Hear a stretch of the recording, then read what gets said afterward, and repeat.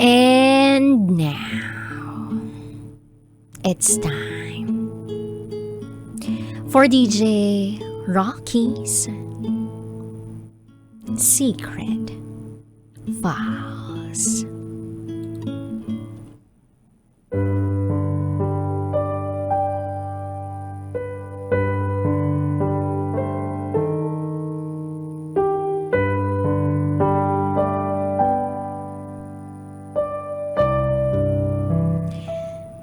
Nabigay nga niya ang pangarap kong kasal. Pero hindi niya kayang maging mabuting asawa.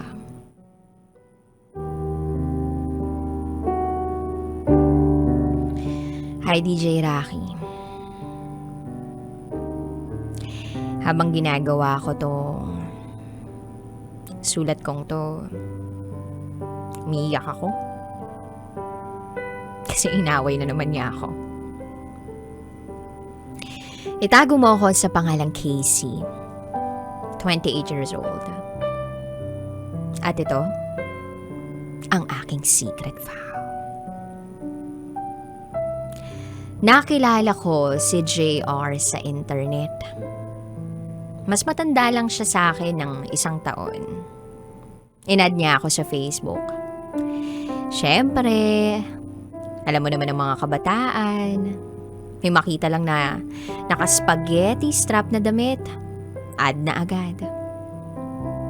Well, magkaiba kami ng buhay ni JR. Ako ang breadwinner.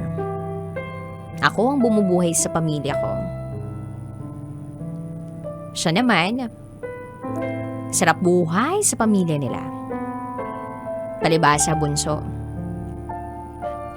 March 2020. Nagkakilala kami. Chinat niya ako. Nagkausap kami, kwentuhan.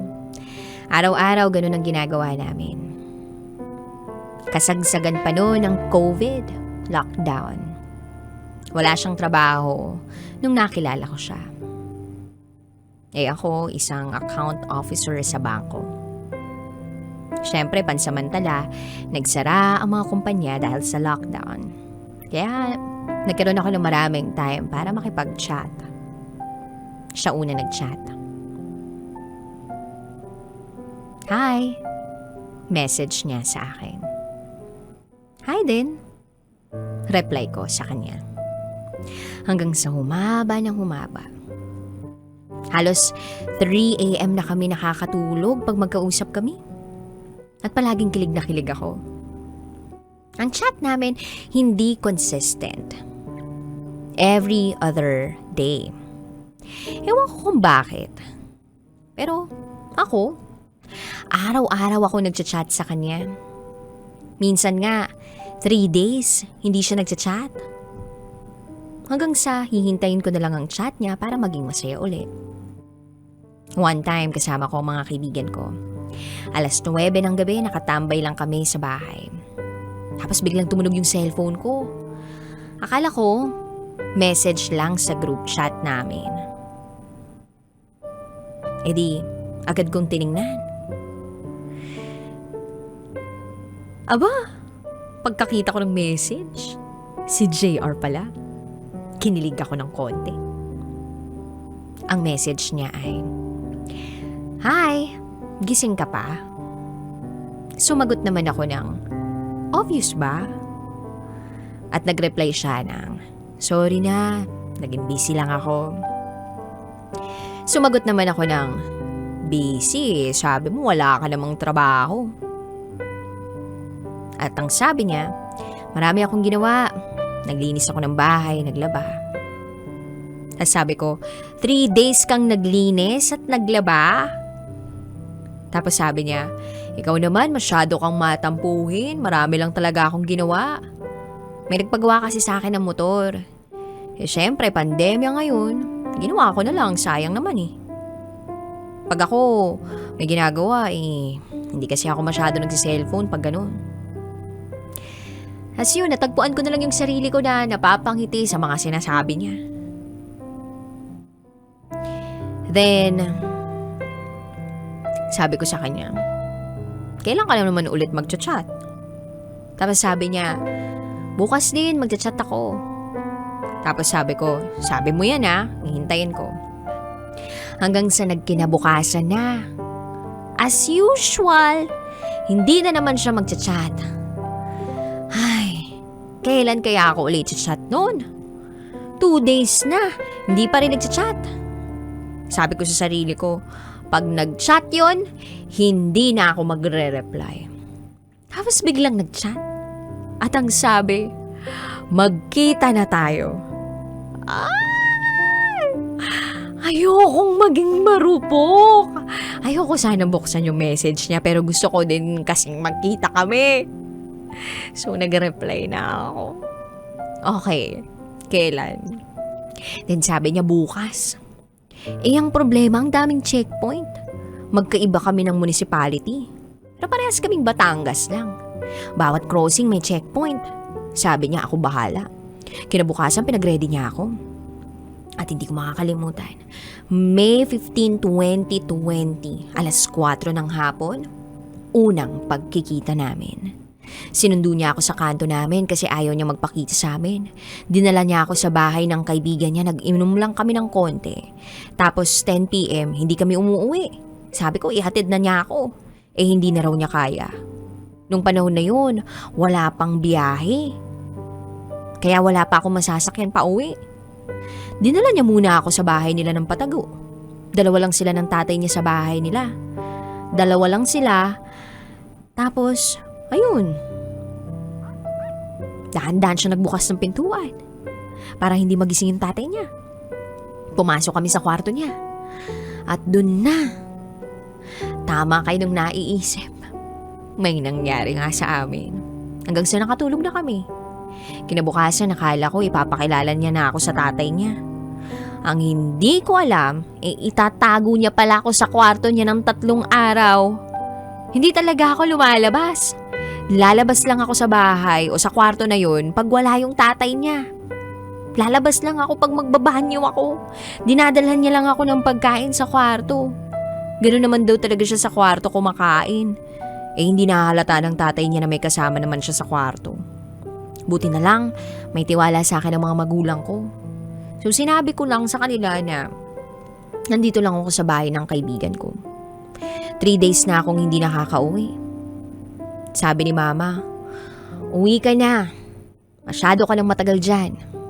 Kaya gumawa ako ng paraan para makalabas ako ng bahay nila. Pag alis ng tatay niya, umalis na rin kami. Hinatid niya ako uli sa kanto.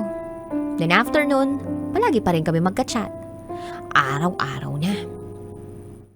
So, yung malungkot kong buhay, napalitan ng saya. Kaya masasabi kong talagang mahal ko na siya. Pero hindi pa kami. Kaya tinanong ko siya, tayo na ba? Sabi niya, bakit may ganun? Sabi ko, ibig mong sabihin wala kang balak na gawin akong girlfriend mo? Tapos sabi niya, hindi naman sa ganun. Pero, wala eh. Ang pangit nung reply niya lang sa akin. Nakakasakit ng damdamin. Hindi ko na siya chinachat. So lumipas ang mga araw. Nagchat siya bigla, nasa kanto raw siya. Lumabas ako, magbihis daw ako, ipapakilala niya ako sa tatay niya. Di nagmadali ako. Hindi matanggal yung ngiti sa labi ko. Pag uwi namin sa kanila, nagulat yung tatay niya. Nagmano ako, tinanong niya ako ng mga kung ano-ano. Sabi niya, alam ba ng mga magulang mo na nandito ka at dito ka matutulog? Sabi ko, ang alam po kasi nasa kaibigan ako. Sabi ng tatay niya, kaibigan pag nabuntis ka niyan, babae ka pa naman. Tapos, nagulat na lang ako sa mga susunod na eksena. Nagkasagutan sila ng tatay niya. Sabi ni JR, tatay, ano ka ba? Sumagot naman ang tatay niya ng, kilala ka ba sa mga yan? Pag nabuntis mo yan, may trabaho ka ba? At sumagot naman si JR ng, hindi ko bubuntisin. Tapos bigla niya akong hinila papasok ng kwarto niya. Sabi ko na lang sa tatay niya, sorry po. Tapos, nang makapasok na kami sa kwarto niya, sabi ni JR, dapat di ka nag-sorry. Pero alam mo, gusto kita. So sabi ko, ano naman? Tapos sabi ni JR, niligawan pa ba kita? Tapos sumagot ako ng, hindi na. Tapos nagyakapan na nga kami. At nag-kiss na kami. Ayun, after nun, masaya yung relasyon namin. Palagi niya akong sinusundo. Tapos August 2020, pinakilala ko siya sa amin. Naging legal na kami, both sides. Then, lumipas pa ang mga araw. Habang nasa kama kami, nakahiga kami. Sabi niya bigla sa akin, pakasal na tayo. Binigyan niya ako ng singsing. Sabi ko, wait. Di ba parang sobrang bilis naman? Tapos sabi niya, dito rin naman punta natin eh. Napaluha ako at napayakap sa kanya. Hindi ko alam kung anong sasabihin ko. Sinuot niya sa akin yung singsing. Tapos, sabi niya sa akin, mahal na mahal kita. Mahal mo rin naman ako, di ba? Sumagot naman ako ng oo naman. Tapos sabi niya, matanda na naman tayo eh. Kaya natin to. So pagkagising namin, sinabi namin sa tatay niya. At sinamahan niya kami sa bahay para magsabi na gusto naming lumagay sa tahimik. At nagkakasundo na nga ang buong pamilya. January 16, 2021 ang kasal. May 4 na buwan kami para magprepara. Wala naman siyang trabaho.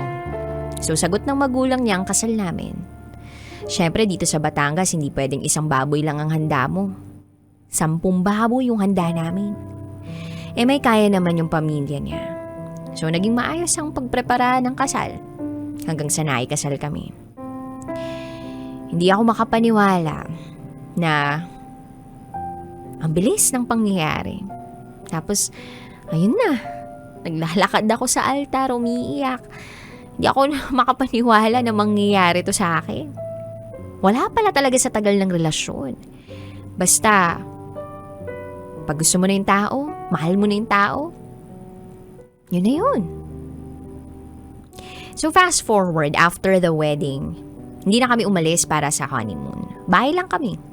Ang saya. Sabi ko nga sa isip ko, sa wakas makakasama ko na si isang bubungang taong mahal ko. Then Feb 2021. Valentine's, wala kahit ano. Naiintindihan ko kasi nga naman wala naman talagang pera. Although, may pera kami galing sa mga sabit ng ninong at ninang namin nung kasal namin. Pero ayaw niya ipagalaw yun. Natuwa naman ako kasi, napaka-practical naman ito para sa pera. Hanggang sa, lumipas sa mga araw, hingi na siya ng hingi para sa motor niya. Pambili raw ng mga parts. Bigay naman ako ng bigay.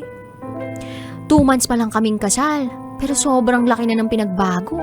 Palagi kami nag-aaway, nagsisigawan, minumura niya ako. May sarili kasi kaming bahay. Pinagawa talaga ng magulang niya para sa kanya kasi alam naman daw nila na mangyayari na magkakapamilya siya balang araw. At dahil bunso siya, kaya bigay sa luho. Then, one time nangingi siya sa akin. Hindi ko na siya binigyan kasi paubos na ang pera namin. Nagalit siya, muntik na niya akong saktan. Hanggang sa binigay ko na lahat, walang-wala na kami. April 2021, wala kaming pera ni piso. Dinalhan kami ng tatay niya ng groceries. Tinipid ko yun. Sabi ko sa kanya, maghahanap ako ng trabaho. Bigla niya akong hinawakan sa pisngi ko at pinisil. Sabi niya, walang magtatrabaho. Bakit? Ha? Para lumandi ka? Iyak ako ng iyak nun. Hindi ko magawang mag-chat sa mga magulang ko, sa mga magulang niya. Hiniisip ko na lang, ganito talaga siguro ang pag-aasawa. Then one time, nakaupo kami sa sofa nanonood ng TV. Sabi niya, gusto ko nang magkaanak. Tumaas lahat ng emosyon ko, nagalit ako. Anak? Anak? Hindi mo pa nga ako kayang buhayin? Umaasa pa tayo sa mga magulang mo. Anak pa, gusto mo? Tapos, hinablot niya yung buhok ko. Sabi niya, iiwan daw niya ako kapag hindi ako nabuntis ng buwan na yun. Hindi ako makapagsalita nung time na yun. Nung buwan na yun, hindi ako nabuntis. Araw-araw, pinamumukha niya sa akin na wala akong kwentang babae. Sabi niya, bakit kasi ikaw naging asawa ko? Ang sakit-sakit nun. Sabi ko, bakit? Pinilit ba kita, ha? Pinilit ba kitang pakasalan ako, ha? Ikaw ang nag-propose, ikaw ang unang nag-chat, ginulo mo ang nananahimik kong buhay. Tapos yan yung sasabihin mo sa akin.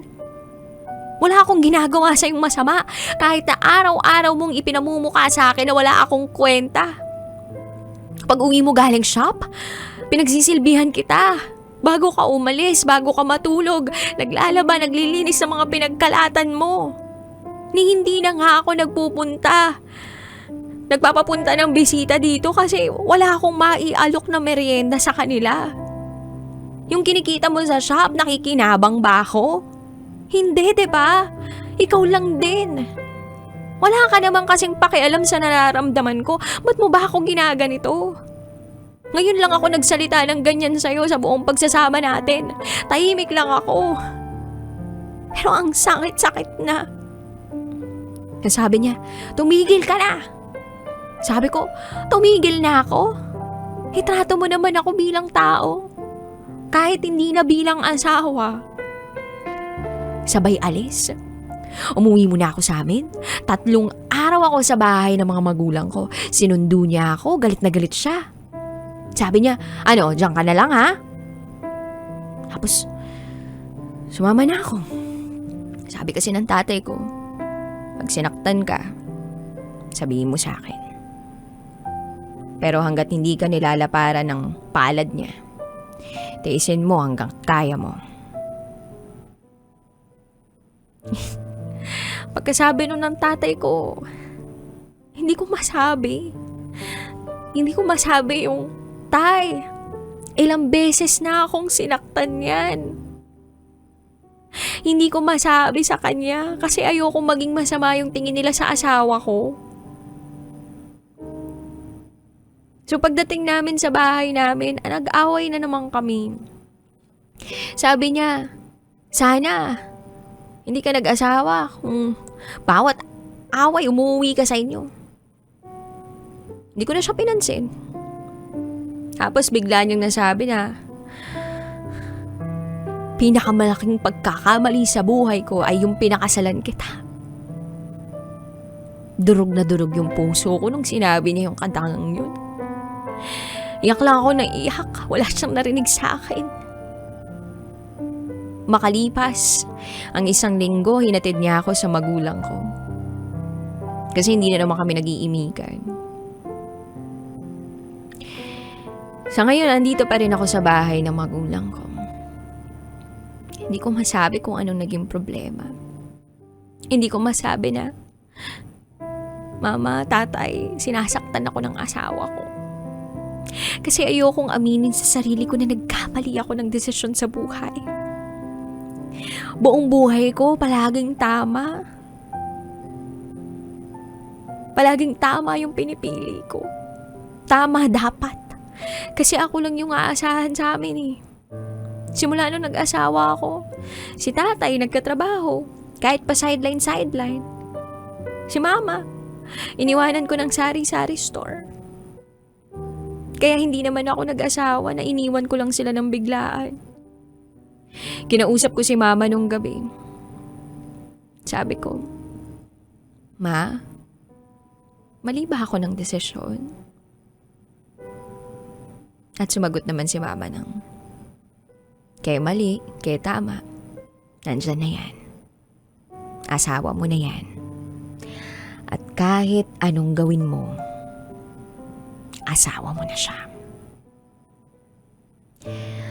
At ngayon ko lang napatunayan ang kasabihan ng matatanda na ang pag-aasawa ay hindi kanin na mainit na isusubo at pag napaso iluluwa. Sana matulungan niyo po ako sa sitwasyon ko. Hanggang dito na lang po. Muli, ako si Casey. At ito ang aking secret file.